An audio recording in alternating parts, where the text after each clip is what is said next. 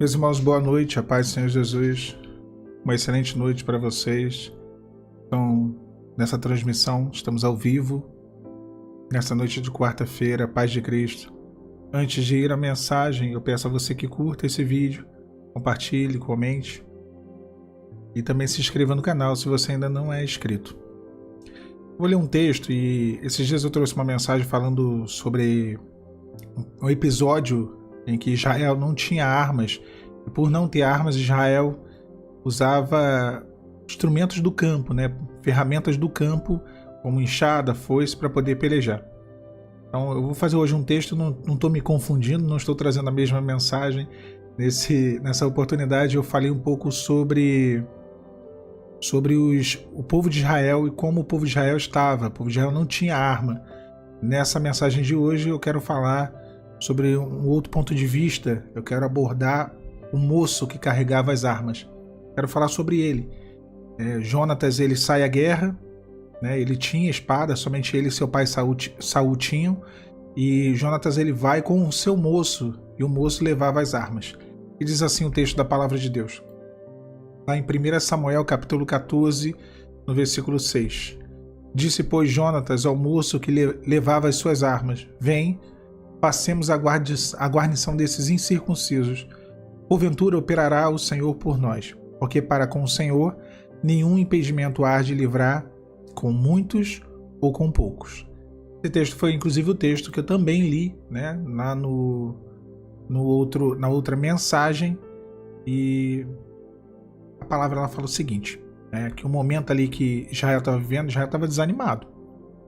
Era uma quantidade pífia de pessoas que tinham arma, somente o rei e o seu filho, estavam inferior em número e em armamento. Não havia expectativa nenhuma de vencer aquela batalha contra os filisteus, mas mesmo assim eles venceram, porque eles não usaram seus recursos próprios. Quando as circunstâncias elas parecem não estar favoráveis, irmãos, aos nossos olhos, que são limitados, os nossos olhos são limitados, quando nós nos sentimos tão limitados quanto os nossos olhos na batalha espiritual, mesmo assim nós devemos confiar no Senhor. Nele está a nossa confiança. A palavra fala do moço que levava as armas. Primeiro que ali denota uma certa mordomia, não no sentido aqui de uma regalia, mas no sentido de um serviço. Ele era mordomo, ele prestava contas, ele tinha uma responsabilidade sobre algo que não era dele. O moço levava aquilo que não era seu, era do seu senhor, de Jonatas. Ele deveria cuidar, zelar, manter em perfeitas condições de uso. Todos nós, administramos um bem que não é nosso. Por isso somos chamados de mordomos do reino de Deus. Lembra quando Jesus ele conta aquela parábola do mordomo fiel? É isso, é aquele que cuida de algo que não é dele. As armas, no caso, não são nossas. As armas são os meios de graça, os recursos da graça de Deus. É algo que nos foi confiado. Precisamos zelar por essas armas. Temos que guardá-las. Há uma manutenção. Não é nossa, A própria fé, a palavra fala que o Senhor é o autor e consumador, ou seja, a fé vem dele e volta para ele. É interessante que Jonatas ele faz um convite. Ele diz para o seu jovem, o moço, o moço que carregava as armas: Vem e passemos a guarnição dos filisteus. Então, vem e passemos. Dentro do pensamento arminianista, do qual eu me incluo, não sou calvinista, eu não acredito que uma vez salvo, salvo para sempre. Eu acredito que a nossa salvação ela é conquistada, é um processo diário, que um homem pode sim perder a sua salvação. Nós entendemos que esse processo da salvação, dentro dele, existe um chamado, que nós podemos aceitar ou rejeitar. Todos os processos de Deus para a vida do homem são chamados. Tem um chamado.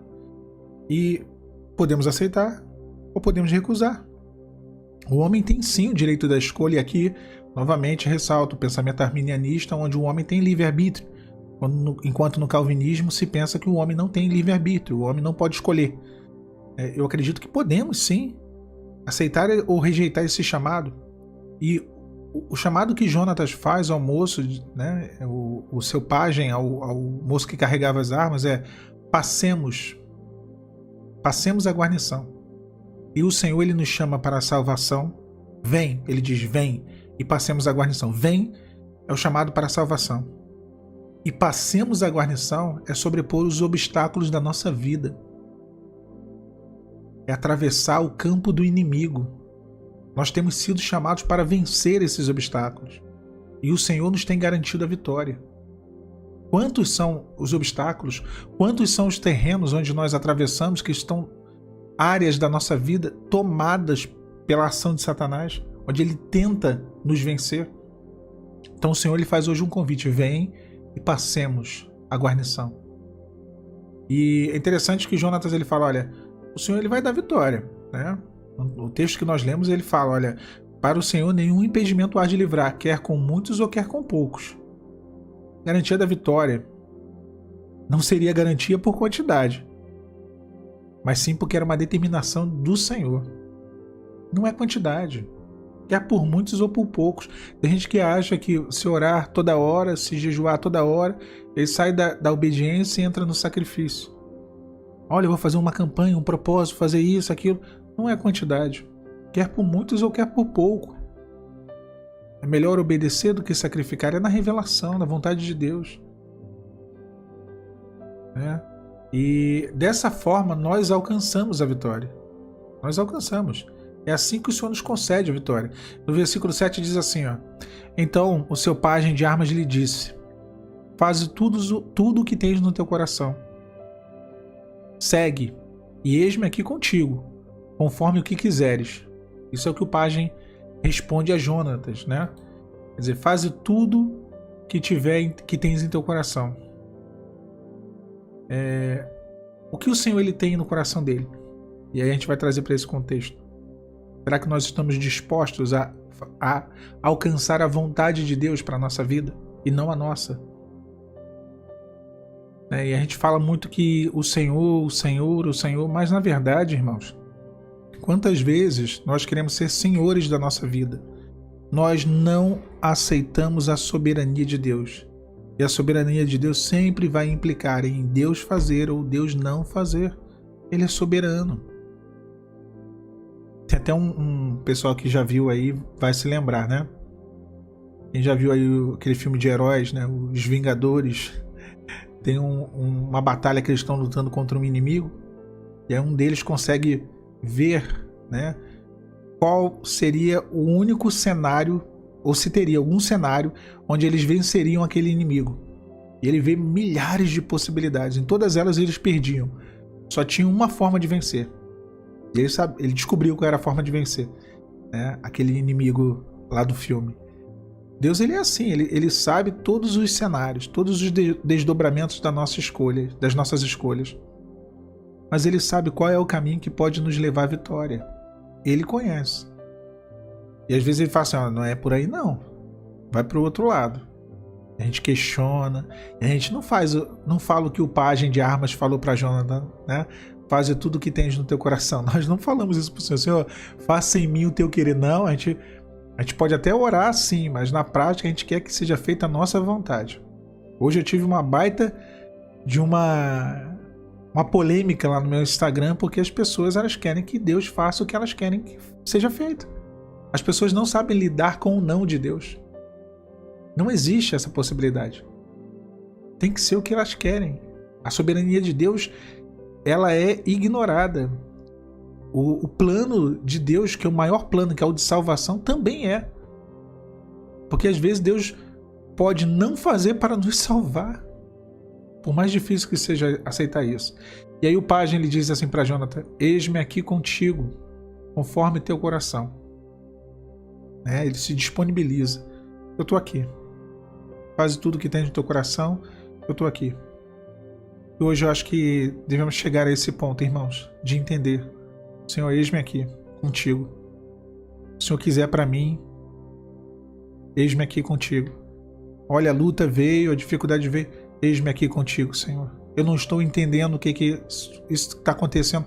Eis-me aqui contigo, Senhor. Senhor, eu não queria nem que fosse dessa forma, mas se o Senhor prefere desse jeito, eis-me aqui contigo, Senhor. Eis-me aqui contigo. É isso.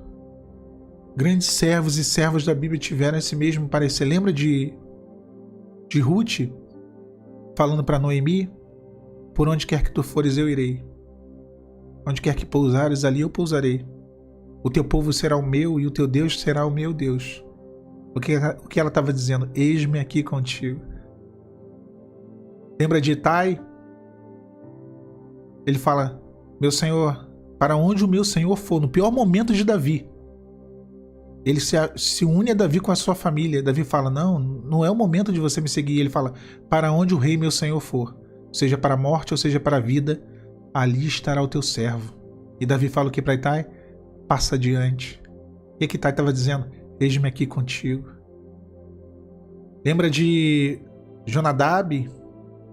Quando Jeú chega e fala: reto é o teu coração para com o meu, como reto é o meu coração para com o teu. Ele fala: reto é o meu coração. E aí Jeú diz: sobe, vamos junto. Ele diz o quê?